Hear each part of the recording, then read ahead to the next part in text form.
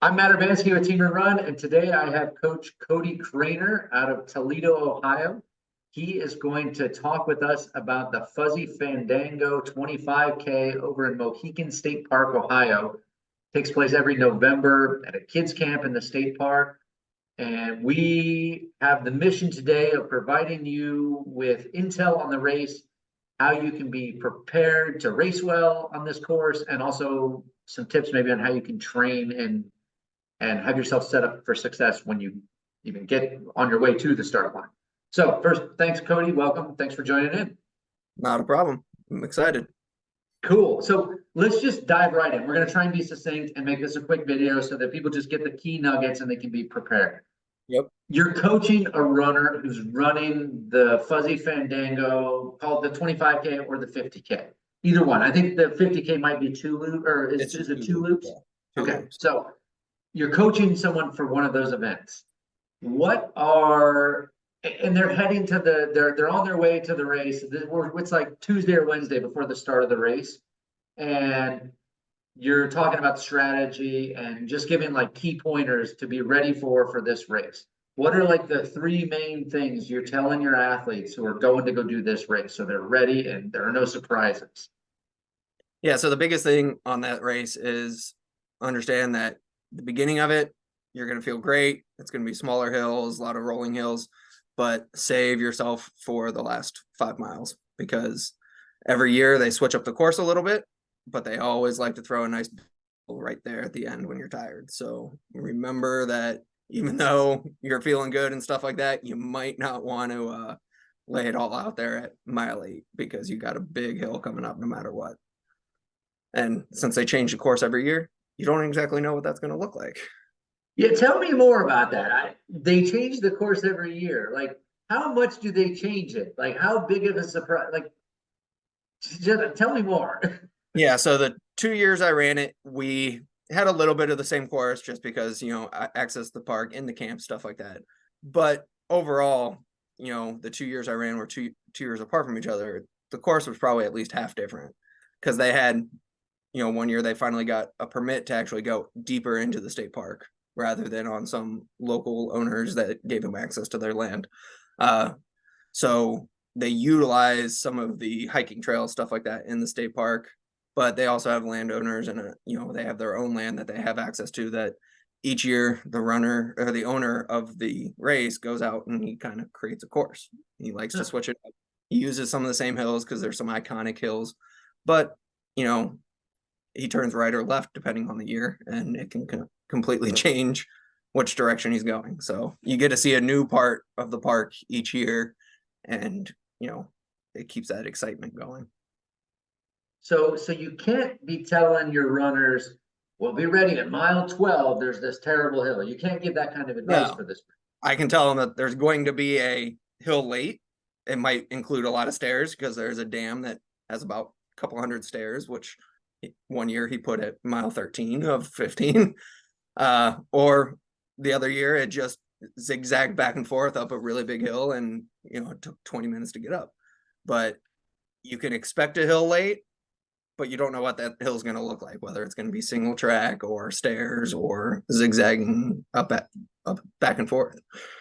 Got it. And it's not just one big hill at the end, because I looked at your Strava file from this, and we'll put the Strava link in here and show the profile, but it has more than 2,000 feet of gain in a 2,500 foot or 25K race.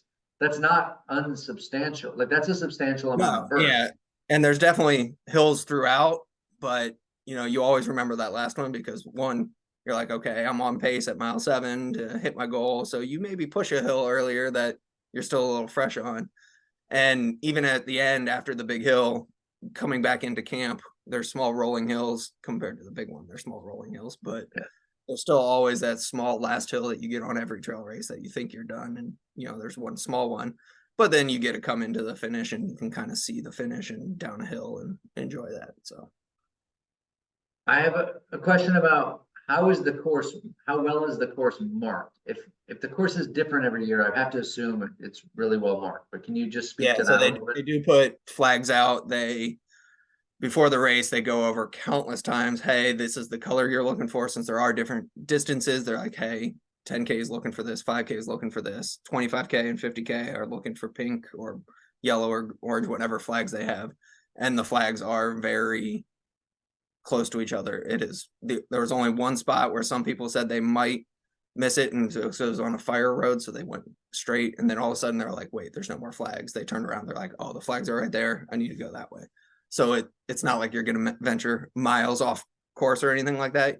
They make sure that they mark the course well when you have to turn and when you go through. So I never once was worried about, whether I made the right turn or not like that, because not only can you see them on the trail beside you, you can see them up ahead of you. Since it is in November, the leaves are down, and you don't have a bunch of foliage in the way of being able to see out ahead of you. Now, it may be like a no-brainer to you living in Ohio, running a race in Ohio in November, but say someone's coming from Texas or somewhere they don't know Ohio November weather. What should they expect for conditions for this race? Expect for it to be chilly. I mean, it's not quite snow season yet. We've had flurries, but nothing that's going to stick on the ground necessarily, because the ground is still warm enough. But it does get chilly in the morning. Obviously, you can have some freak weather where it does get up to 60, 70 during the day. But both years I've ran, it's been in that 40 to 50 range. So great running weather. You might need a long sleeve shirt. But overall, weather-wise, temperature, it's going to be fairly good. It's potentially going to be a little wet because it is a park. The leaves keep, the moisture in the ground. But overall, just expect it to be a little chilly, especially if you're coming from down south where, 50 or 40 or 50 degrees might be really chilly for you. Yeah, fair enough. And how about the terrain? Is it really technical, rocky, rooty? Like what do you expect? Especially like, I know there's a loaded question, right? If you're a road marathoner, maybe it seems more technical. Just give us a little insight on what so it has some areas where you do use some of the parks, paved roads. So there are, short, maybe 1 to 2 miles total of some paved roads. They use a mountain bike course a lot. So you have that, which is a little bit smoother. It's narrower, but it is smoother. A lot of the routes are gone. But then they use some of the state park hiking trails where there are significant routes that are on the sides of the hills. So it ranges all the way from pavement, where you can actually, if you're a road runner, you can, get down there to your marathon pace. But also sometimes it is single track on the side of the road with a lot of routes. So they definitely mix it up. There was definitely some spots on the one in 2022 where the trail was only 18 inches wide with routes, and there was a hill off to the side. So you really had to slow down and pay attention to where you were going and making sure you weren't hitting a route. So, and that's the one thing that was only in 22. When I ran it in 2020, that part of the trail wasn't part of the race. So it's part of the, I didn't realize it was happening until I got there. I couldn't plan for it because it wasn't the same as the last time. So you get a full mixture of terrain. You can open it up on the pavement, but then you got to kind of watch your steps at times when you're running through the roots and the rocks down by the streams. So cool. Are there any water crossings? Do you have to actually go through any streams? I don't.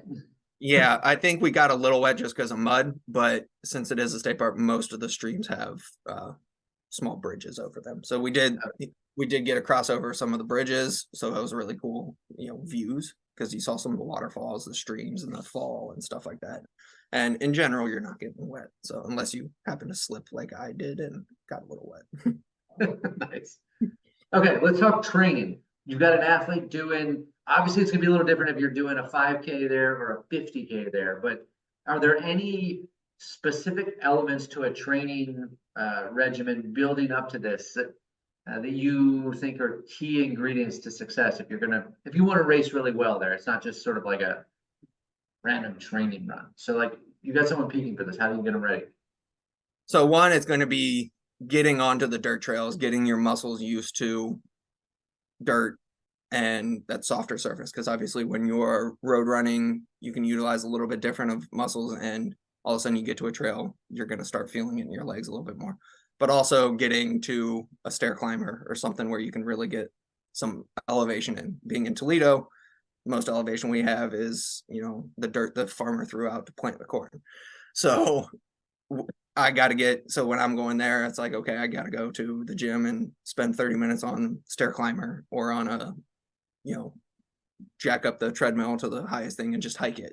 You're not necessarily trying to get a 6-minute mile on it, but get those quads burning and stuff like that, because they're going to make your quads burn. Such as in 2022, we had 200 plus stairs to climb at mile 13.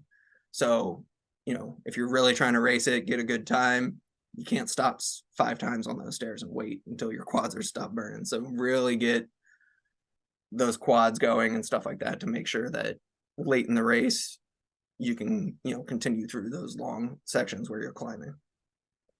Nice. Cool. So make sure you're ready for the vert and the hills, be trail ready.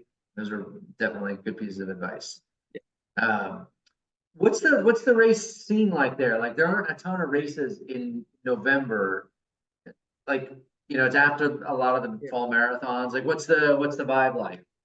So that's really nice. It's, a small town vibe, Wooster, the closest town and where they kind of base the packet pickup out of.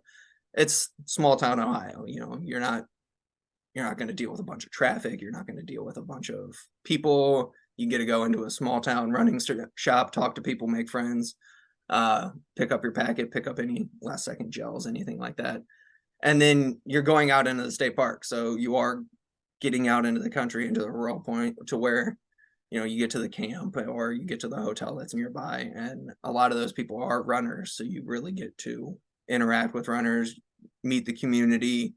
It is smaller. So you're not, the race directors and the volunteers, everything like that. They know each other and they welcome everybody in. There's people waiting at various areas to point people in the right direction, but they say hi, they ask your name, they, sit down and talk to you rather than just push you through a, corral or something like that. They really want to create a family and welcoming atmosphere to it.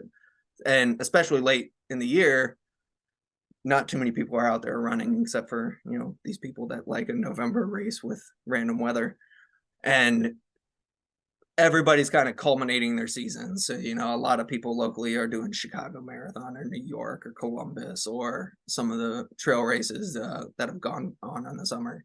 And this is one where everybody's just having a really good time. You definitely get the fast people that are trying to race, but everybody's just there having a good time because afterwards, everybody's sitting in the lodge drinking a beer. And I mean, everybody's there. People aren't just leaving right away. Everybody's sitting there talking and chatting and having a good time. So nice. Sounds awesome. Yeah. Cool. Well, I'm guessing lots of people have not run the Fuzzy Fandango. Hopefully you and I have given some appeal to it so that people go out and do this one. It sounds like a good race, and these are some good tips so they know what to expect and what they're not going to know going in, given the course changes. Yeah. That's one of the more you got to understand that it's going to be different, but that's part of the fun of it. Going out there and you can run the same course every year and eventually know it, but you get to see new stuff every year and, go on trails and enjoy nature and, really enjoy the process of running in the trails in the woods. Perfect. Well, Cody, I appreciate you taking the time to talk about this. We have a link to a race report that you've written as well. We'll have that in the notes here. We'll also have a link to your coaching page. So if people are running this race and they want you to give them personalized, training and advice, they can find you. And yeah, thanks for joining in. And Cody, thanks for taking the time. We appreciate it. Awesome.